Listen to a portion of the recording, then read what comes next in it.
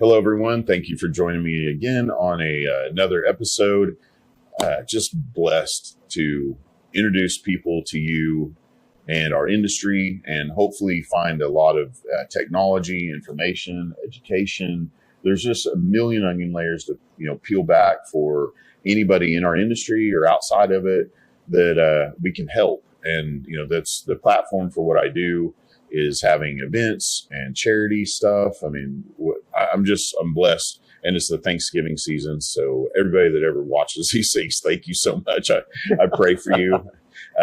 Introduce yourself. This is why I do this. What's your name? Waleed, Nasir. Waleed, thank you for being my victim right now and doing one of these with me. But I'm fascinated by artificial intelligence, and I have friends that introduce me to other friends, and I get to meet you. And I just want to have you come on here and explain, what your background is and where'd you grow up, and how did you get involved in this industry, and then what you think is going to happen moving forward, and then of course the company you work for, and how you are fitting into producing our existence, which is a reliable and abundant energy source. So take it away, I guess. I mean, where'd you grow up?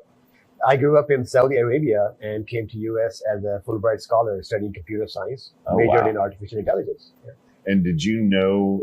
So what's it like there growing up? First of all, no, I do not know that at all. It seems like another world away and fascinating to me. It is indeed a different world, and lots of fun for sure, but very different to say the least. Beautiful in photographs and movies and everything I see. So I've always wanted to go. And love the food and the culture and the people. And food is amazing. Indeed. Yeah. I miss the food still. Yeah. Miss it. Is there no place here in Oklahoma City where I can get even a taste of that culture? He has to introduce me to something. You got to try out Jerusalem. Okay. I do. Or hummus. I do. I go to Jerusalem. That's right around the corner. That's my favorite. Yeah. I love that place. Yeah. The only time I ever went to Jerusalem in Edmond, where it was not their fault, but their air conditioner had gone out. And I love their food so much. I sat in that room and sweated, but it was worth it because I love the food so much. Didn't care. Yeah. And I should have just got it to go, but I was like, I'm here with you. Solidarity. Hey, same solidarity with the cap, right? I'm glad I was able to match your style today. Well, thank you for doing that. It's mostly just because I didn't want the shine of the room on my head to interfere with these, poor people watching what we're doing.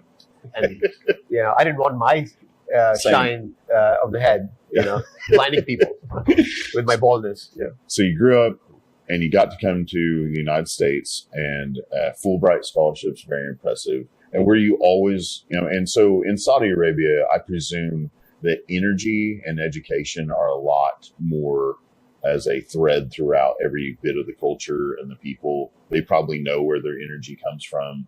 Unlike here, it often feels like most of the people here don't understand energy and where it comes from. But there, it's like, well, this is woven into the fabric of our people and our education. Yeah, that is absolutely true. Okay. Yeah.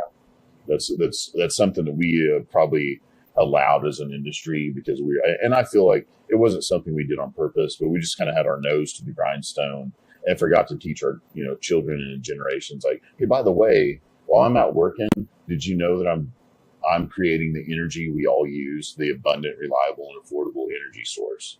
And we let some other people take over the narrative, and we look up like, man, we've got a whole generation to re-educate. Yeah. Because it's not going away. And we're only going to need more and more and more energy, and we're only going to need more and more oil and gas energy for the time being, at least 100 years away from any other possibility. So Fulbright scholarship and for artificial intelligence. Yes. That's where I get fascinated, and thank you for doing this. But of course, for oil and gas, we all talk about it. Everything on a location, that's where it's going to go. It's all going to be automation. The more and more blue collar jobs that get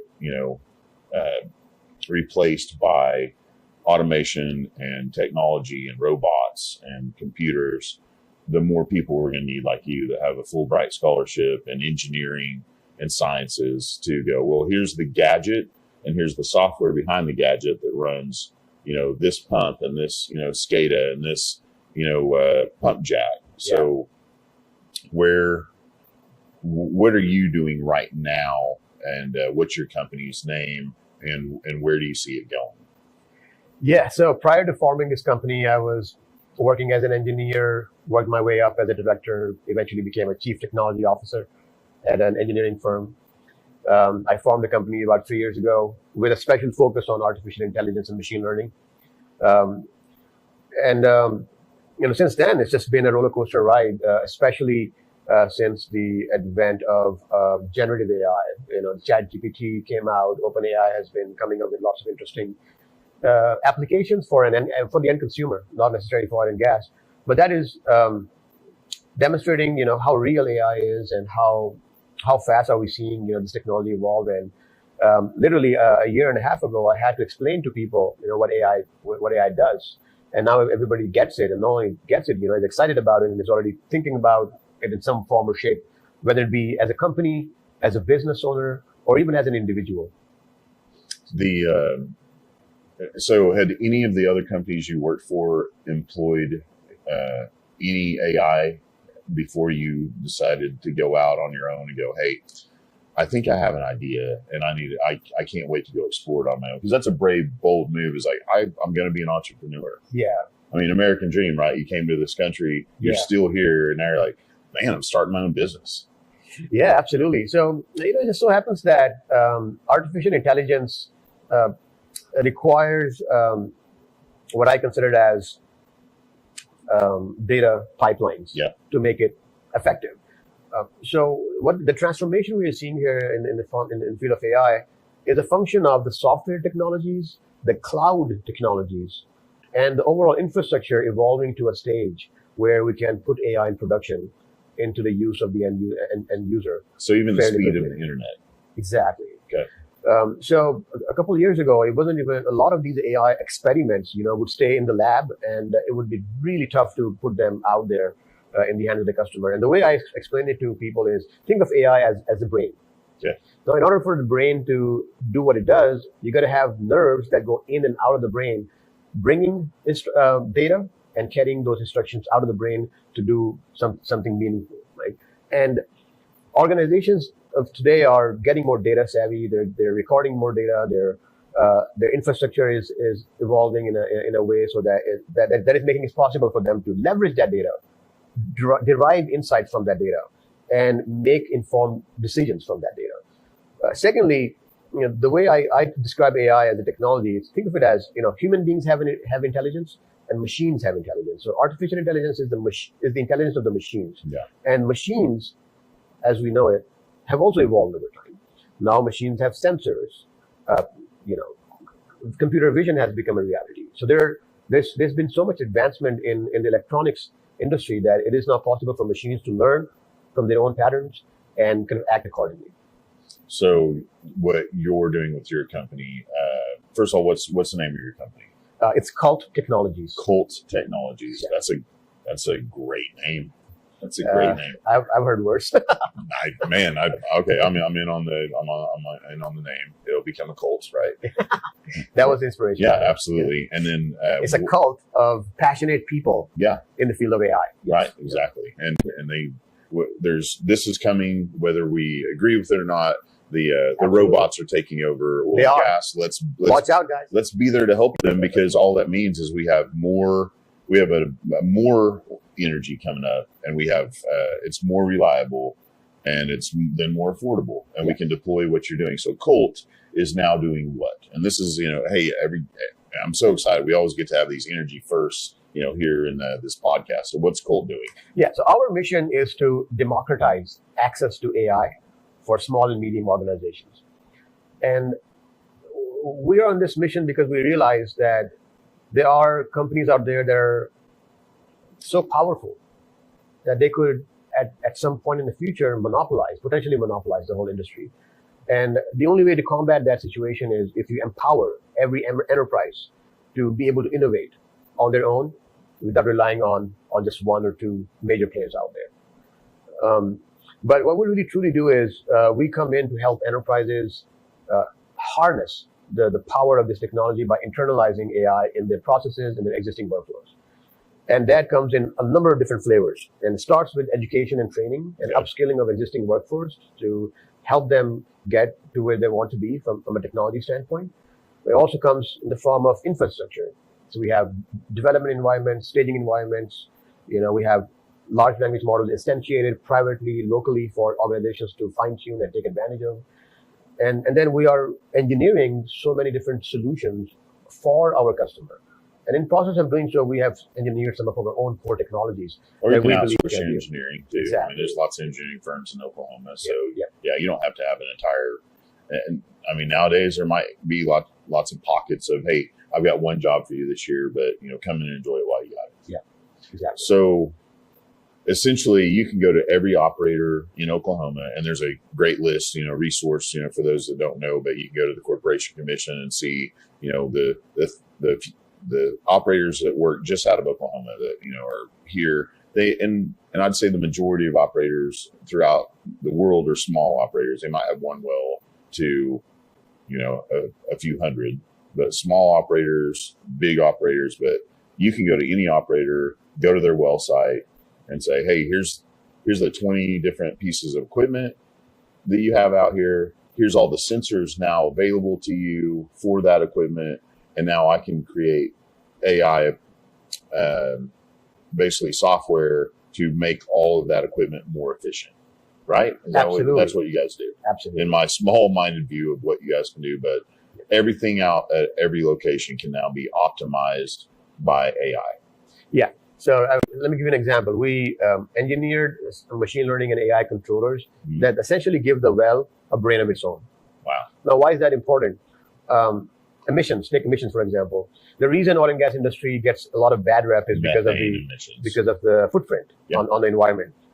We foresee AI playing a major role in optimizing, making processes more green, more efficient, and get really, really minimal in terms of your impact to the atmosphere. Okay.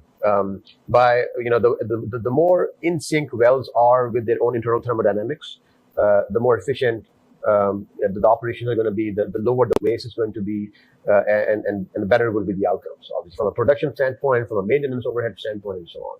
And that's just one tiny example of how you could streamline things. And so regardless of how you feel about whether greenhouse gases, if you will, that's one term they use, or just methane in general, the outcome of that, whether it really is, the CO2 levels, regardless of your political stance or beliefs, if it's for the environment or against, oil and gas operators, I think, are the best stewards of our own resources simply for the economics, right? If I am financially responsible and I'm not wasting anything, then I'm also environmentally responsible. Absolutely. So if I'm capturing all possible elements from that well, including the methane, I'm not burning anything, or I'm producing this well full optimization, then that means I'm the most financially responsible, and that in turn is also the most environmentally responsible. Absolutely. So AI is essentially essential to the ESG that everybody talks about. Every boardroom out there is talking about utilizing this, what you've created, and that's impressive to me. And you're at the forefront of our industry. Thank you. So looking forward, who do you want to talk to? And how do you deploy this? Deploy AI in general? Yeah, I mean, like how scalable is what you're doing, like right now today? Yeah, I mean, my message to the viewers of this amazing podcast is, if you have a problem that you think could be optimized or solved with data, everybody does. Holler at us, and we'll be more than happy to kind of dive in. But I'm going to give you an example of like how monetarily one of our solutions is helping customers. Man, that's a great. I hadn't even thought of like who all have you already helped and what results have you seen? Yeah, so we worked on artificial lifts with one of the prominent energy customers, and there were at least 6 different ways they could make more money, save more money, create new ways of making money from that technology. Wow. And they hadn't even scratched the surface of what they were producing out there yet. Exactly. So number one benefit, AI was helping them produce more from the same assets. Just using greedy algorithms. AI was, imagine a human being trying to optimize a well versus an AI algorithm that is taking into account 20 different features all at once, right? Then it was helping them reduce their maintenance overhead and eliminate plunger breakages and predict failures ahead of time. Prediction. Yeah. So by performing just-in-time replacement of those parts, you can drastically reduce your maintenance overhead by up to 85%. So you're saving equipment as well. Yeah, preserving equipment life, reducing equipment damage, predicting equipment failures, localizing those faults. And so all of that goes into the cost optimization bucket, right? Then we were able to eliminate up to 98% of methane venting cycles that occur on those wells. So that alone has tremendous impact on the organization's bottom line. Climate bill, the Inflation Reduction Act came out, $3.5 billion has been allocated specifically for methane reduction techniques from marginal wells. That's what our machine learning control is trying to accomplish for them. So for that customer, they get tax rebates. You know how to navigate that for them? Have you employed anybody yet that says, hey, by the way, this money through the government has been allocated, so you know that side of it exactly. too. Yeah, Oh, this guy's a wizard. Well, I had to dig deep into it and talk to folks out of DC to really figure out how that money is flowing and being made available in the form of grants and rebates and carbon credits. That's a yes $1 trillion industry that all of us should. Guess what? From one well, a single well, you can achieve up to $10,000 to $20,000 worth of carbon credits just from emissions abatement that you can monetize or sell elsewhere. So you as an oil and gas company, you can plant forests. And you'll show them how to do that. Absolutely. So he'll come out and optimize your wells with AI. And then I'm going to help you make more money, save money, mint new money, and save on taxes. That's a cult I'm willing to get behind. That's a cult I'm willing to get behind, or in forefront of, or invest in. You got to have a little piece of this somehow. I get an override in this maybe someday. Man, I'm blown away. And now you're gonna have to be. You might just have to be my co-host. We might just have to go and do well after well. We'll get every operator in here just to hey, this is what Colt did for me. I'm ordained online. I've always wanted to be part of a cult. Join us. Well, I don't want to hold you up forever, but thank you so much for taking time out of your day. How does everyone get a hold of you? What's the best way? What's your website? Yeah, QULT Technologies is QULT, not a C. QULT. .AI. .AI. Technologies. QULT.AI. And you're on LinkedIn? I'm on LinkedIn as well. There we go, because I'm going to tag you in this, of course. You could find me in Gallardia Country Club as well, playing golf. Nice. Yeah, I'm there a lot. Well, you should be. There's a lot of oil and gas guys that are there. You need to be talking to them every day about. Yeah, in fact, isn't that how I connected with Colby and then you? Yeah. Maybe. There's so many people that get introduced to each other. I'm constantly appreciative of all my friends going, hey, this dork that I know, Matt Hill, has this podcast. He's begging for guests. Just go placate him and get him off my back today, so they don't have to do it. Because I asked Colby, he's like, "No, I don't want to be on your podcast, but I know a guy who doesn't know you yet, and he will do it." No, you're great, man. God bless you. I like you so far. Thank you for tuning in. Thank you. Get a hold of Colt and go optimize your wells, or if you know somebody with a well, I know you do. Get theirs and get them in front of him, and let's go produce more oil and gas and make the world a better place, because everybody appreciates you, right? Yeah. All right. Take care. Much, God bless. We'll see you next time. Bye. Happy Thanksgiving and Merry Christmas.